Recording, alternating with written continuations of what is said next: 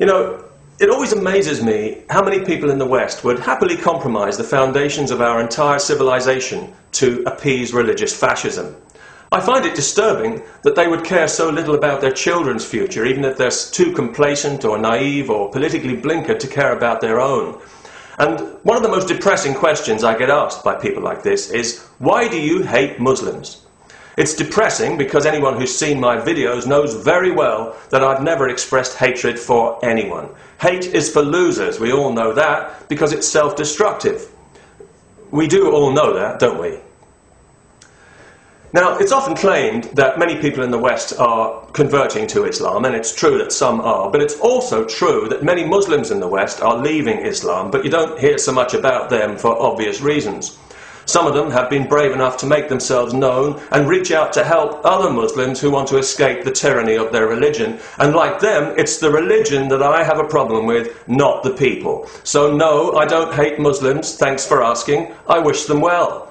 Even the fanatics who stand at the roadside with their dopey little banners and bulging eyeballs calling for death to the West. I even wish those boneheads well, in that I wish them good mental health, if that isn't too wildly optimistic.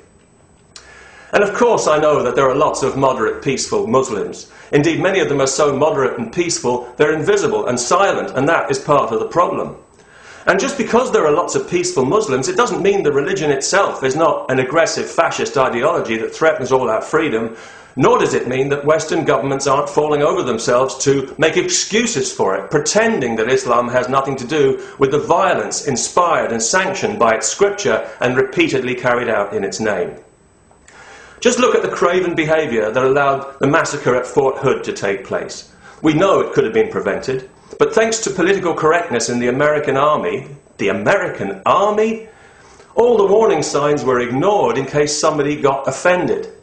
All reference to Islam has been airbrushed out of the official Pentagon report, even though the guy handed out copies of the Quran beforehand and shouted Allahu Akbar as he carried out the murders. I'm surprised the officers who shot him haven't been accused of Islamophobia. Maybe they will be at the trial when we find out what a victim he is and how living in a decadent country like America, his religion is the only thing keeping him sane. All over the Western world, we've given Islamic supremacists the impression that they have every right to be outraged, insulted and offended by everything we do and say. And some of us have come to believe it ourselves, and that is the real core of this problem. Mark Twain said that faith is believing what you know ain't so. Well, political correctness is doing what you know ain't right.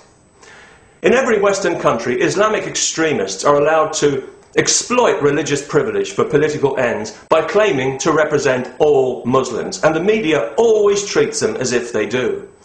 These groups give themselves official-sounding titles and talk a smooth line in community harmony while doing all they can to prevent integration, to keep Muslims apart and ghettoized in a separate society with a separate identity, separate rules and standards. In other words, they exist to cause division in society, to drive a wedge between communities that doesn't need to be there any more than they need to exist as organizations. Take, for example, the Council on American Islamic Relations. That's quite a puffed-up, important-sounding title that implies a meeting of equal ideologies, equal points of view that need to find common ground. When in fact all that's needed is for Muslim immigrants to adapt to the American way of life, or the British or Australian or Canadian way of life, or not to go there. To respect the laws and customs like everyone else, not to try and change them to Islamic ones, and not to define themselves as a separate group deserving special status.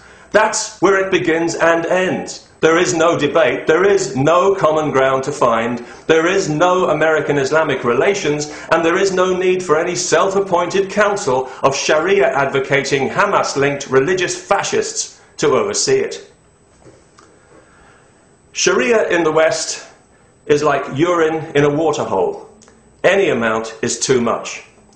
Sharia dehumanizes women. It threatens the freedom and the dignity of every woman in the Western world.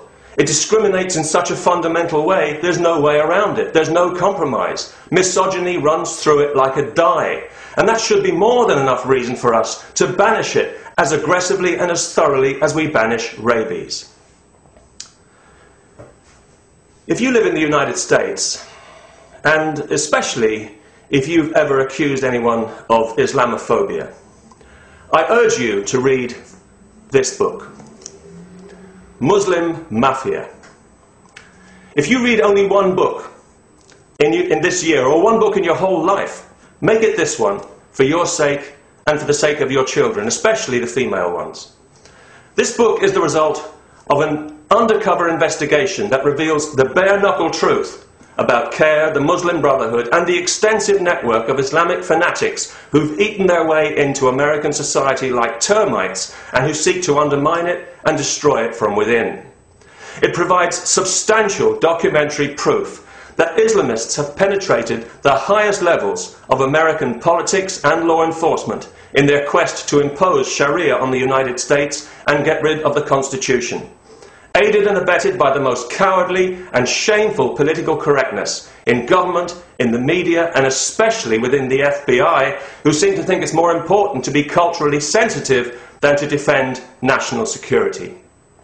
This is an important book, which is why the American media has so assiduously ignored it.